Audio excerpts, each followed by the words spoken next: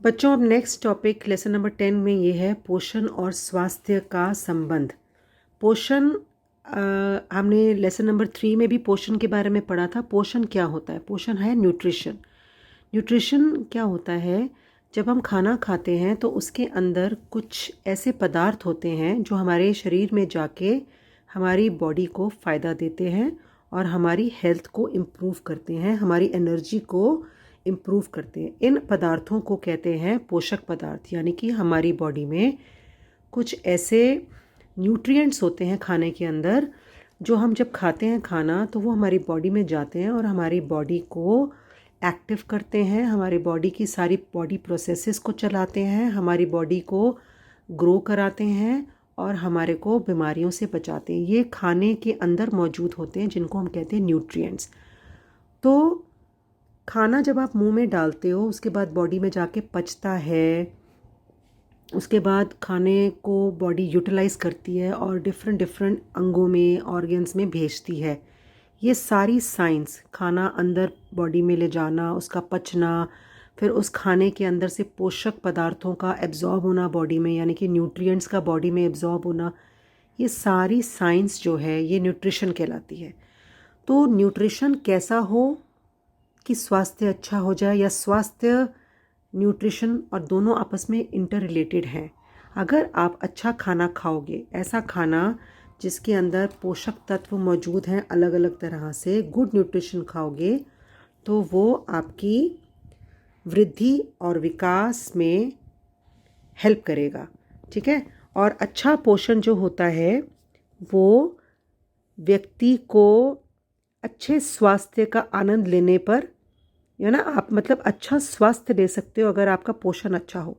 आप रोगों से लड़ सकते हो, आपके संक्रमण का प्रतिरोध कर सकते हो, आपकी एनर्जी लेवल ज़्यादा हो जाएगी, आपकी बॉडी ठीक तरह से ग्रो करेगी, आप रोज़मर्रा के जो काम हैं वो बिना थकान के आप कर सकते हो अगर आपका न्यूट्रिशन अच्छा है।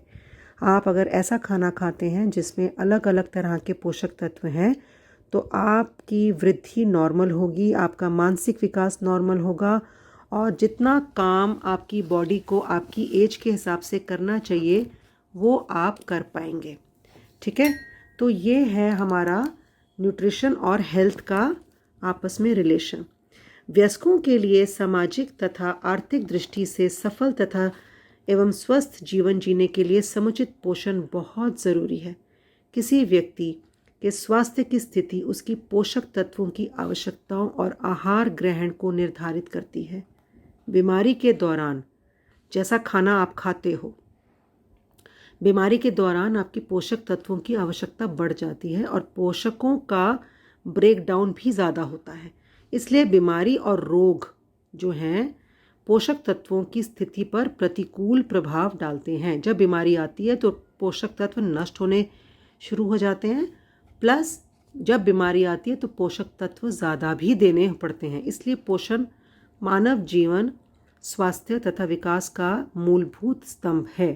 तो वही आपको मैं समझा रही हूँ, इंग्लिश में भी बता देती हूँ कि good nutrition enables a person to enjoy good health, resist infection, have adequate energy levels and perform daily tasks without feeling tired. In case of children and adolescents, nutrition is vital for their growth, mental development and achieving their full potential. For adults, adequate nutrition is crucial to lead a socially and economically productive life.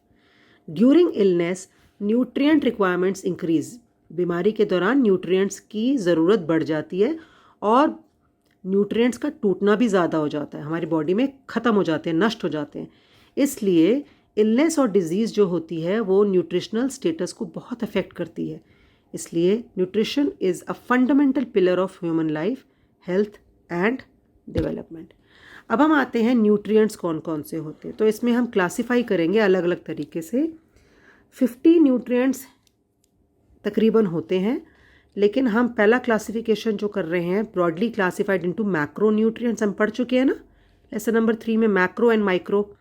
तो macro nutrients वो होते हैं, ये बेटे हमने classification वर्गीकरण कैसे करा है।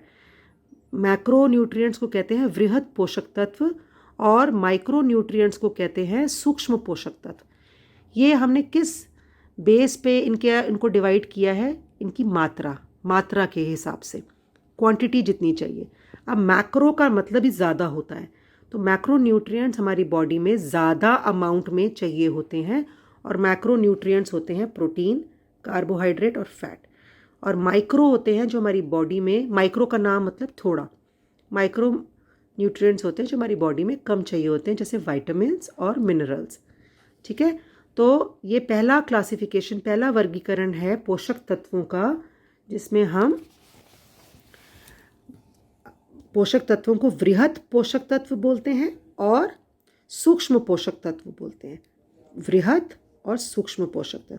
वृहत मैंने बताया प्रोटीन, वसा, कार्बोस, और सूक्ष्म पोषक तत्व होते हैं हमारे विटामिन और खनिज लवण।